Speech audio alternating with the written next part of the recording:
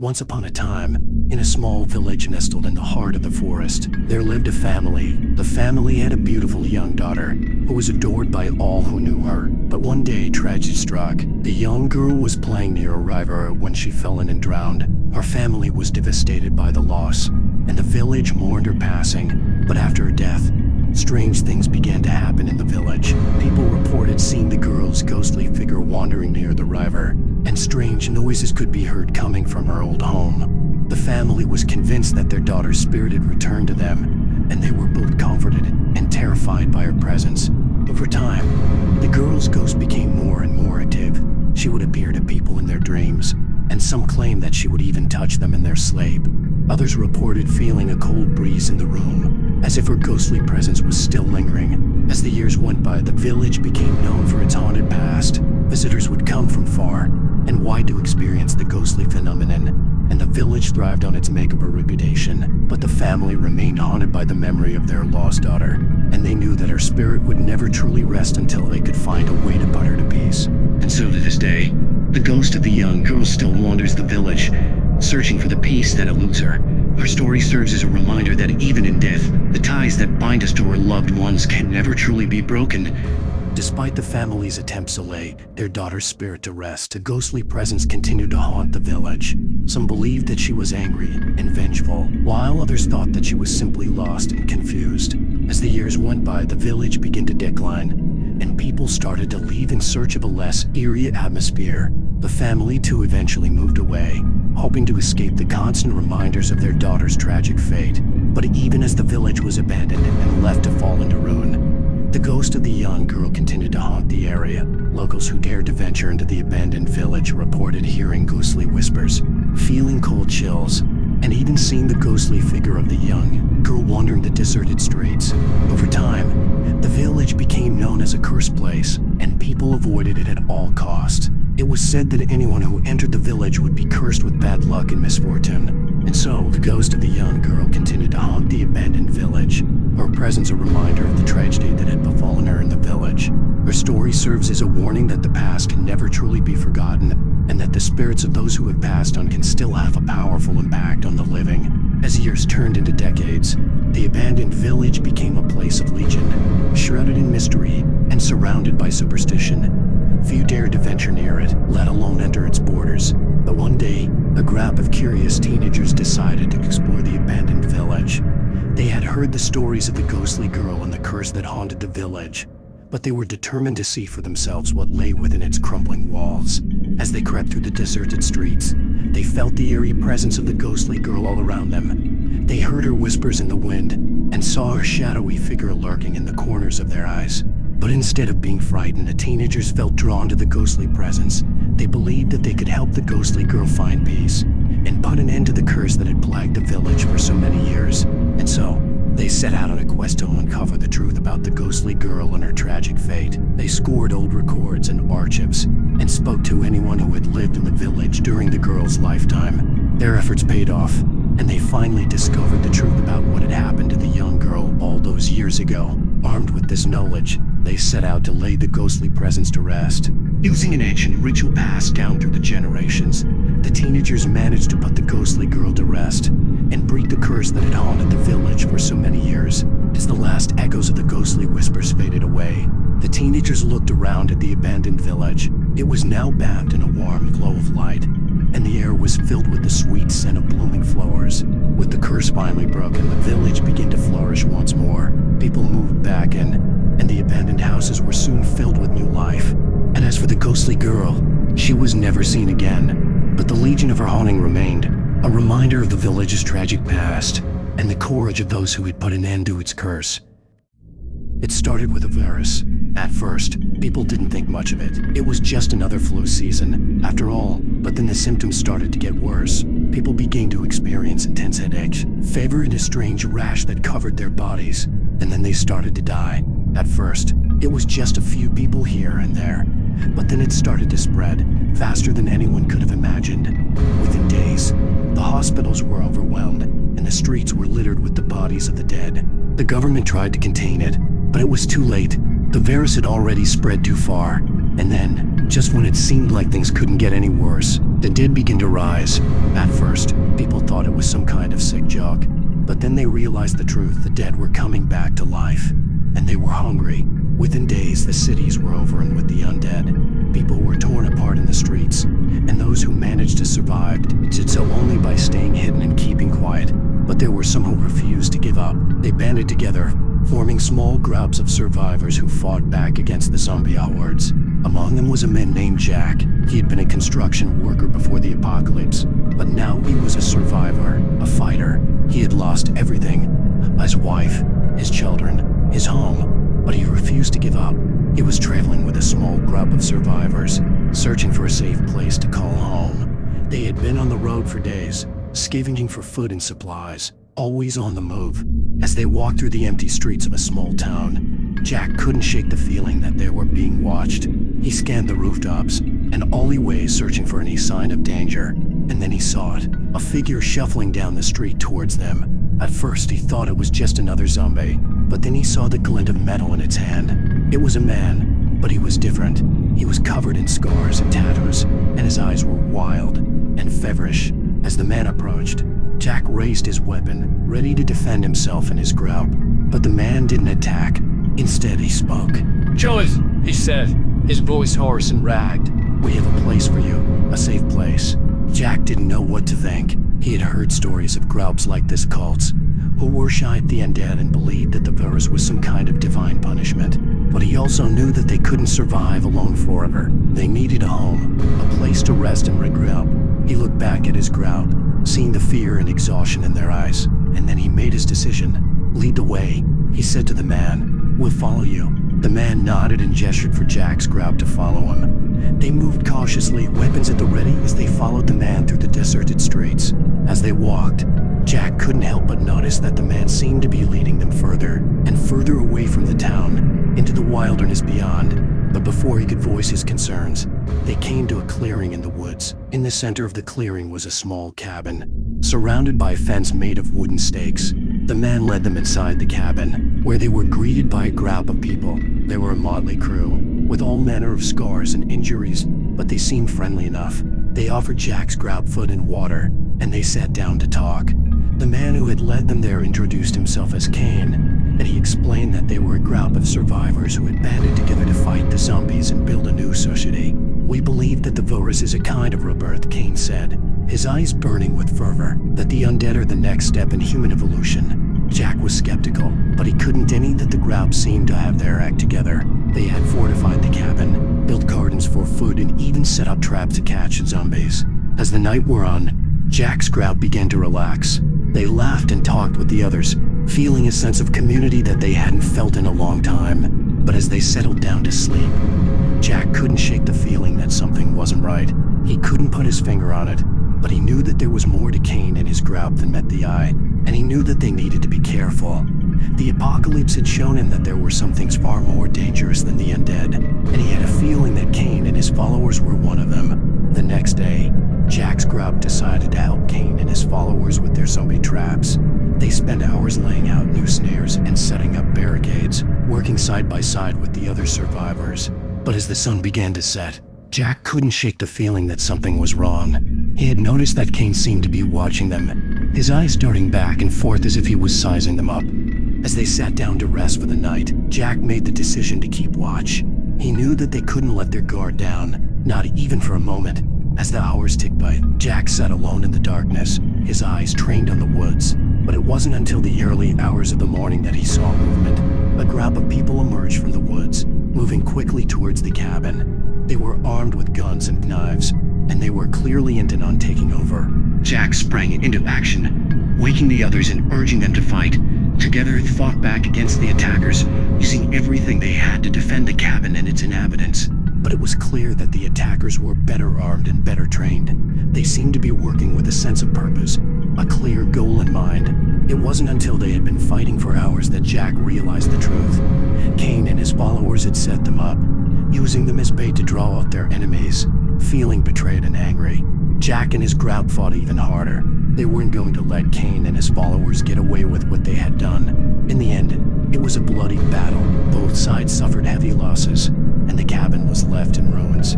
As Jack and his group limped away from the carnage, their bodies battered and bruised, he knew that he had learned a valuable lesson. The zombie apocalypse had taught him that survival was all about trust and loyalty, about knowing who you could count on and who you couldn't. And he knew that from that day on, he would never trust anyone blindly again, not in a world where the living were just as dangerous as the dead. The big city had been abandoned, left to its fate. The streets were empty, the stores looted, the cars left behind. It was a ghost town, but it wasn't the kind of ghost town that had been abandoned by its residents. No, this was different. The people who had once lived here were still here, but they were no longer human. They had become something else entirely, something that could only be described as zombies. The first signs of the outbreak had been subtle. A few people had gone missing here and there, but no one had thought much of it at the time. It wasn't until the bodies started piling up that people began to take notice. By then, it was too late. The government had tried to contain the outbreak, but their efforts had been in vain. The zombies were too fast, too strong, too relentless. They spread like wildfire, infecting everyone in their path. Within weeks, the city had been overrun. Now, as I walked down the deserted streets, I couldn't help but feel a sense of unease. I had been on the run for days, trying to stay one step ahead of the zombies, but I knew that sooner or later my luck would run out, and when it did, I would become one of them, a mindless flesh-eating monster. I tried not to think about it. I focused on putting one foot in front of the other, on staying alive for just one more day. But as I turned the corner and saw a group of zombies in the distance, their eyes fixed on me, I knew that my time was running out. I froze, my heart racing in my chest. The zombies were getting closer, and I could see the hunger in their eyes. I knew I had to move, but my legs felt like they were made of lead. I closed my eyes for a moment, trying to steady my nerves. When I opened them again, the zombies were even closer. I could hear their guttural moans and smell their putrid breath. I took a deep breath and started to run, my heart pounding in my ears. I sprinted down the street, my eyes darting left and right, looking for a place to hide. But every building was either boarded up or overrun with zombies. I was trapped. Just when I thought it was all over, I saw a small alleyway up ahead. Without thinking, I darted down it, hoping it would lead to safety. As I ran deeper into the alley, I could hear the zombies closing in behind me. I could feel their breath on my neck, their fingers reaching out to grab me. But just as I thought it was all over, I saw a door at the end of the alleyway. I pushed it open and stumbled inside, slamming the door shut behind me. I leaned against the door, panting for breath, my heart still racing. I had no idea where I was, but at least I was safe for now. Or so I thought. As my eyes adjusted to the dim light, I saw that I was in some sort of laboratory. The room was filled with strange equipment and test tubes, and in the corner, I saw something that made my blood run cold. A figure, slumped over in a chair, its skin pale and its eyes vacant. It was a zombie, but this one was different. Its body was covered in strange markings, and its eyes glowed with an eerie light. And as I watched in horror, it began to stir, its head turning towards me. I knew then that I was in for a fight, and as the zombie lurched towards me, I braced myself for what was to come. I didn't have any weapons, just my fists, and whatever makeshift objects I could find in the lab. The zombie was slow, but it was strong, and I knew I had to be quick if I wanted to survive. I grabbed a nearby test tube and smashed it over the zombie's head. It stumbled back, but it didn't seem phased. I tried again, this time with a beaker, but it didn't do much damage. The zombie was getting closer, its outstretched arms reaching for me. I dodged his grasp and backed away, searching for something else to use. That's when I saw it. A syringe filled with a strange, glowing green liquid. It was my only chance. I grabbed the syringe and plunged it into the zombie's arm. It let out a guttural scream, and I watched in amazement as its body began to convulse. The strange markings on its skin began to glow brighter and brighter until it was almost blinding. And then, just as suddenly as it had begun, it was over. The zombie slumped to the ground, its body limp and lifeless. I breathed a sigh of relief, my heart still racing, but my moment of victory was short-lived. I knew that there were more zombies out there, and I had to keep moving if I wanted to stay alive.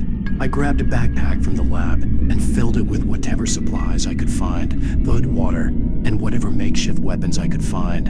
And then, with one last glance at the zombie on the ground, I left the lab and headed back out into the deserted city. I didn't know where I was going, but I knew that I had to keep moving. The zombies were everywhere, and I was their prey. But I wasn't going down without a fight. As I walked through the empty streets, I could feel the weight of the situation settling in. The world as I knew was gone, replaced by a desolate wasteland overrun by the undead. It was like something out of a nightmare, but it was all too real. I heard a noise behind me and spun around, ready to defend myself, but it was just a stray cat, scavenging for food in a nearby alleyway. I relaxed a little, but the tension in my body remained. I had to keep moving, find someplace safe. But where could I go? All the cities were overrun, and the countryside wasn't much better. I had heard rumors of safe zones, but I didn't know how to get to them. As I walked, I began to think about the events that had led me here. It had all started with a virus, one that had swept across the world like wildfire. At first it seemed like a normal flow, then people began to die, and then they began to come back to life. The government had tried to contain it, but it was too late. The virus had spread too quickly, and before long, the dead outnumbered the living. It was like something out of a horror movie, but there was no escape. I heard a noise up ahead and froze, my heart racing, but it was just a group of zombies, shuffling aimlessly down the street. I ducked behind a car, waiting for them to pass. As I crouched there, I realized something. I wasn't alone. There were other survivors out there, just like me. And if we worked together, maybe we could find a way to beat this thing. I waited until the zombies had moved on, and then I got up and started walking again. I didn't know where I was going, but I had hope. Hope that somewhere out there was a way to survive. I walked for what felt like hours, my mind racing with thoughts of survival and the possibility of finding other survivors. My feet were sore, my back itched, and my stomach was empty. I had to find somewhere safe to rest and gather my strength. I turned a corner and saw a small convenience store up ahead. It was boarded up, but the boards looked old and withered. Maybe I could find a way inside. I cautiously approached the store, looking around for any signs of danger. The coast seemed clear, so I approached the door and tried the handle. It was locked, but the lock looked old and rusted. I took a deep breath and kicked the door as hard as I could. The wood splintered, and the door swung open with a creak. I quickly slipped inside, closing the door behind me. The store was dark, but I could see well enough to navigate. I made my way to the back of the store, where the food and supplies were kept. I found some canned goods and bottled water, stuffing them into my backpack. Just as I was about to leave, I heard a noise. It was coming from the front of the store. I froze, my heart racing. Had a zombie followed me in? I crept quietly towards the front of the store, my hand clutching a nearby crowbar. I peeked around the corner and saw a figure huddled in the shadows. "Who's there?" I called out, my voice trembling. The figure slowly stood up, revealing itself to be another survivor. A young woman, with dark hair and tired eyes. Are you okay? I asked, my hand still on the crowbar. She nodded, but didn't say anything. We stood there for a moment, sizing each other up, and then, without a word, we both turned and continued searching the store. We worked in silence, gathering supplies and food. It was almost comforting, being around another person, even if we didn't know each other's names. We were both survivors in a world gone mad. As we finished gathering our supplies, I turned to the woman and said, "We should stick together. It's not safe out there alone." She hesitated for a moment, but then nodded. And with that, we left the store and continued our journey together, two strangers brought together by the apocalypse. We walked in silence for a while, keeping a watchful eye out for any danger. I couldn't help but feel grateful to have found another survivor. Maybe together, we could find a way to survive. As we walked, I noticed that the woman was limping. Are you okay? I asked, concerned. "I twisted my ankle a few days ago," she replied, her voice quiet. "We should find somewhere to rest," I said. "Maybe we can find some supplies to help you." We continued walking, looking for a safe place to rest. Eventually, we came across an abandoned house on the outskirts of town. It was old and rundown, but it looked like it would provide some shelter. We cautiously approached the house, checking for any signs of danger. It seemed clear, so we pushed open the door and stepped inside. The inside of the house was dark and musty, with a layer of dust covering everything. We searched the house and found a first aid kit, which we used to treat the woman's ankle. We also found some blankets and pillows, which we used to make a makeshift bed on the floor. As we settled in for the night, I couldn't help but feel a sense of unease. We were still in danger, even here in this abandoned house, but at least we had each other. The woman and I talked for a while, sharing stories about our lives before the apocalypse. It was nice to have someone to talk to, someone who understood what I was going through. As we drifted off to sleep, I felt a sense of hope. Maybe, just maybe, we could survive this together. The night was restless, with occasional sounds of groaning and shuffling coming from outside the house. We took turns keeping watch, each of us taking comfort in the other's presence. When morning finally came, we packed up our supplies and continued our journey. The woman told me her name was Sarah, and I introduced myself as Alex. We talked about our plans and goals, discussing what we wanted to achieve in this new world. We walked for days, encountering danger at every turn, but somehow we managed to survive. We found more supplies, we fought off zombies, and we even found a few other survivors along the way. With each day that passed, I felt more and more grateful for Sarah's company. She had become my closest friend, my partner in survival. We hit each other's backs, no matter what. But one day, our luck ran out. We stumbled upon a horde of zombies, too many for us to fight off. In the chaos, Sarah was bitten. I knew what that meant. We both did. There was no cure for the zombie virus.